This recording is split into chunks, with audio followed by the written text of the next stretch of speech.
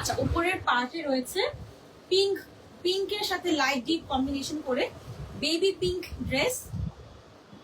উপরে হচ্ছে dark pink এবং ব্ল্যাক দিয়ে কম্বিনেশন করে ওয়ার্ক করা। আর এইটার সালোয়ার থাকছে ডার্ক পিঙ্কের সাথে, স্লিভস পেয়ে যাচ্ছে লাইট কালার, লাইটের মধ্যে বর্ডার দেয়া। এই থাকছে সালোয়ারের কালার কম্বিনেশন। আর দুপাট্টাটা পেয়ে যাচ্ছেন খুবই সুন্দর, খুবই ইউনিক লাগছে আমার কাছে দুপাট্টাটার কালার কম্বিনেশন এবং ওভারঅল যেটা লুক চলে আসছে। পিঙ্ক আসলে সবাই পছন্দ করে, পিঙ্কের মধ্যে লাইট ডিপ কালার ম্যাচ করে মিক্স করে ব্ল্যাক দিয়ে কম্বিনেশন করা এই ড্রেসটা আমার কাছে অনেক সুন্দর লেগেছে। মিষ্টি টাইপের একটা কালার, যে কোনো জায়গায় যে কোনো ওকেশনে পরতে পারবেন।